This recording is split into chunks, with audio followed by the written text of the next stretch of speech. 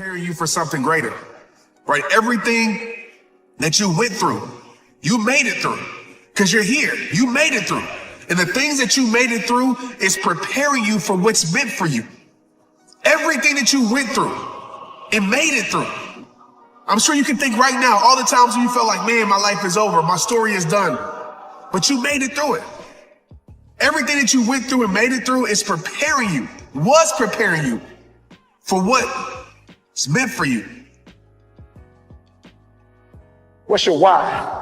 You need a why. Why do you need a why? Because some days you're going to look at that alarm clock. You're going to look at that alarm clock and it's going to say 6, and 6 is the time you wake up. And you're going to look again, it's going to say 6:05, and you're going to say, I don't want to get up. But that why is going to say, I'll push yourself. Get up. Your mama needs you. Your daddy needs you. Your children need you. Your community. Get up. Your why is going to push you when you can't push yourself. When you want to quit and give up, your why is going to give you that edge you need, that advantage you need, that lift that you need to get to the next level. Your why.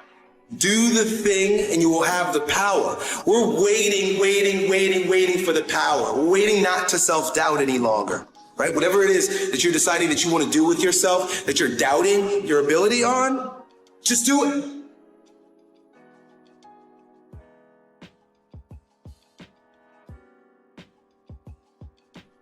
Great ideas are never going to interrupt you.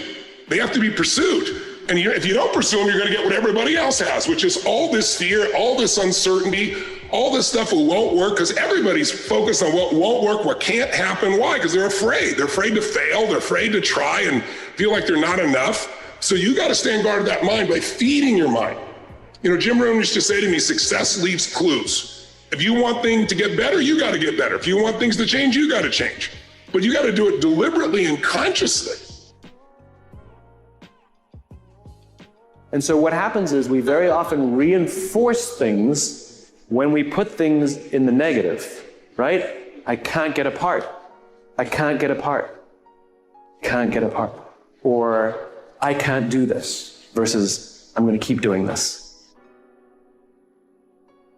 It's the same thing for you. If you focus on the obstacles, all you will see is obstacles. It's your choice how you choose to perceive your own career. It's literally perspective.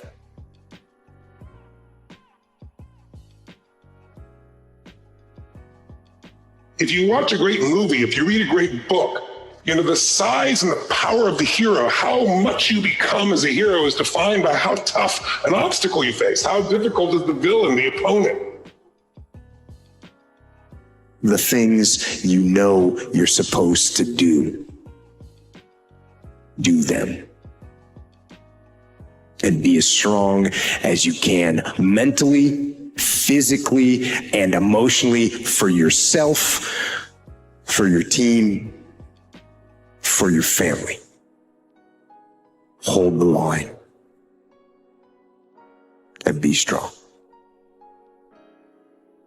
Listen to me, many of you right now, life's got you up against the rope, and you got to do me a favor. Like, you can't give up. You can't give in. Life, listen to me, if it was easy, everybody would do it. And if life's got you backed up, I need you to do what Buster Douglas did. Buster Douglas started fighting back.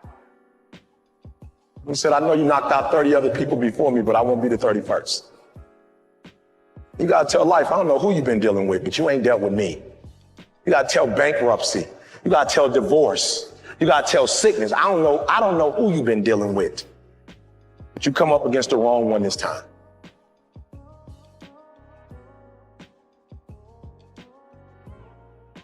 Courage is the most important of all the virtues, because without courage, you can't practice any other virtue consistently.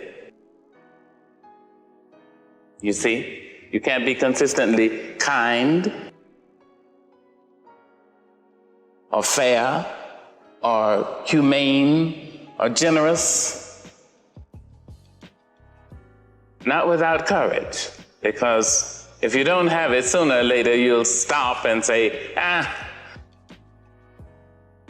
the threat is too much, the difficulty is too high, the challenge is too great. There was someone before me. Someone found the path. Someone made the road before me, and I have the responsibility of making the road for someone who is yet to come. So tonight, the question that I ask you is what things in your life are you going to give a funeral to?